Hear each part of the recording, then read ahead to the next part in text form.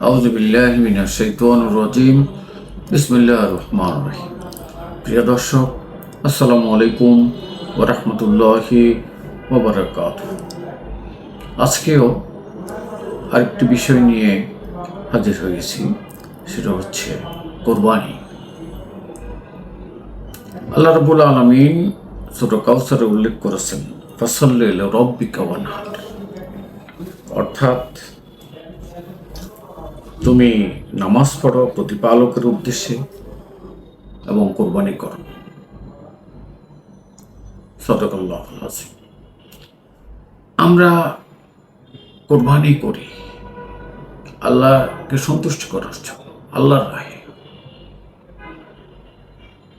ইব্রাহিম আলাইহিস সালামের সুন্নতকে পুনর্জীবিত করার মাধ্যমে, পুনর্জীবিত করে আমরা এই কোরবানির করে থাকি।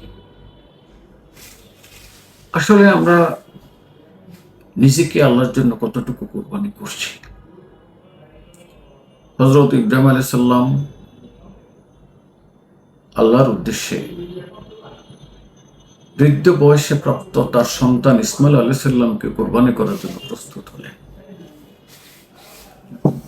এখানে ইসমাইল আলাইহিস সালামকে কোরবানি করার বিষয়টা সিম্বলিক। আল্লাহ রাব্বুল আলামিন দেখতে চাচ্ছেন যে আমার এই বান্দা আমার হুকুমটাকে তামিল করার জন্য কতটুকু ত্যাগ স্বীকার করতে পারে, কতটুকু কোরবান করতে পারে। কারণ কোরবানি শব্দটার মধ্যে এই কথাটা নিহিত আছে। কোরবানি শব্দটা কোর ধাতু থেকে গঠিত, যার অর্থ হচ্ছে নৈকট্য লাভ করা, কোরবান হওয়া। সেক্ষেত্রে ইব্রাহিম আলাইহিস সালাম পরিপূর্ণভাবে সারেন্ডার করে আল্লাহর কাছে তার প্রিয় পুত্রকে কোরবানি করার উদ্যত হলেন। তার মানে হচ্ছে আল্লাহর হুকুমকে পরিপূর্ণভাবে তামিল করার চেষ্টা করলেন। আমরা প্রতি বছর গোটা করে বড় বড় গরু কিনে কোরবানির জন্য প্রস্তুতি নিয়ে কোরবান করি। সেখানে কি পড়ি? বিসমিল্লাহির রহমানির রহিম। ইন্না সলাতি ওয়া নুসুকি ওয়া মাহিয়ায়া ওয়া মামাতি লিল্লাহি রাব্বিল আলামিন। আমার নামাজ, আমার যাবতীয় কোরবানি, আমার জীবন মৃত্যু আল্লাহর রাহে আমি কোরবান করলাম। আসলে এটার সাথে, বাস্তবতার সাথে আমাদের কোরবানির কোনো মিল আছে কিনা?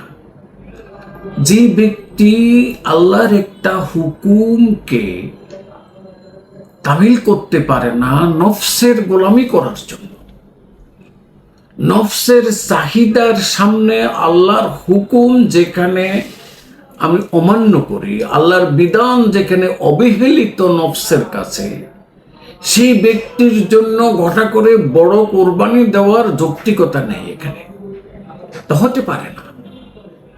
আমি আমার সকল কাজে তো আল্লাহর হুকুম মানি না। আল্লাহ হুকুম করেছে তোমরা সৎ কাজের আদেশ দাও, অসৎ কাজ থেকে বিরত রাখো। আমি সৎ কাজের আদেশ দেই না, অসৎ কাজ থেকে মানুষকে বিরত রাখি না, আমি এটা উল্টাটা করি। তাহলে আমাকে 10 লক্ষ টাকা, 5 লক্ষ টাকা, 1.5 লক্ষ টাকা দিয়ে কোরবানি দেওয়ার মানে কি? আমি তো আমার জীবনে আল্লাহর হুকুমটাকে তামিল করি না। আমি তো আল্লাহর হুকুমের সামনে আমার নফসকে কোরবান করি না, নফসের খায়েশকে আমি বিতরণ করি না, আমি শয়তানকে বিতরণ করি না। তাহলে ঘটা করে এত বড় একটা পশু জবাই করার মাধ্যমে আমরা কি অর্জন করছি? আল্লাহর সন্তুষ্টি তো অর্জন করছি না, লোক দেখানোর কাজ করছি। গ্রাম অঞ্চলের বৃদ্ধ কৃষককে বলতে শুনেছি, উনি কেন কোরবান দিচ্ছেন? এই ঈদের দিন আমার ছেলে সন্তানগুলো কার দিকে চেয়ে থাকবে, এজন্য আমি কোরবান দিচ্ছি। এটাই বাস্তবতা।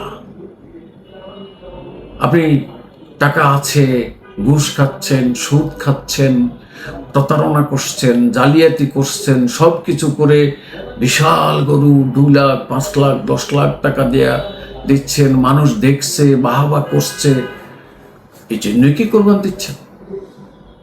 কোরবানি দেওয়ার মানে যদি আল্লাহর হুকুমের সামনে আপনাকে পরিপূর্ণ সারেন্ডার করা বোঝায়, তাহলে আমরা যারা কোরবান করছি আমরা তো তা করছি না। আমরা তো শুধু গোস্ত খাওয়ার জন্য করছি। তাহলে বিষয়টাকে একটু চিন্তা করা দরকার। যে ব্যক্তি আল্লাহর হুকুম পালন করার জন্য নফসের খায়েশকে বিতরণ করতে না পারে, তার কোরবানির দরকার নেই, তার অন্য কোনো আমল দরকার নেই। কারণ আল্লাহর হুকুমটাকে তো আমি তামিল করতে পারছি না, আল্লাহর হুকুমটাকে অগ্রাহ্য করছি। তো আল্লাহর হুকুমকে অগ্রাহ্য করে কোরবানির নামে গড়া করাটা অযৌক্তিক, যৌক্তিক না। আসুন, আল্লাহর উদ্দেশ্যে কোরবানি যখন করবেন, জীবনের প্রত্যেকটা ক্ষেত্রে আল্লাহকে মানার, আল্লাহর হুকুমকে মানার, আল্লাহর বিধানকে মানার চেষ্টা করি, প্রতিজ্ঞা করি। তাহলেই আমার কোম্পানি সার্থক, তাহলেই আমার এই পশু কোরবানি সার্থক। আমরা যদি এগুলো করতে না পারি, তাহলে পশুর রক্ত আর গোশত খাওয়া ছাড়া আমাদের আর কোনো লাভ হবে না। আল্লাহর নৈকট্য আমি লাভ করতে পারবো না, আল্লাহর রাহে আমি কোরবান হতে পারলাম না। তো আমাদেরকে কোরবানি যথার্থতা অনুধাবন করে কোরবানি করার এবং প্রত্যেকটা ক্ষেত্রে আল্লাহর হুকুমটাকে তামিল করার আল্লাহ তৌফিক দান করুক।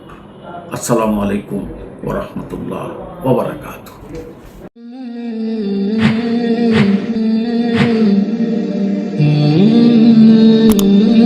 Don't forget to subscribe.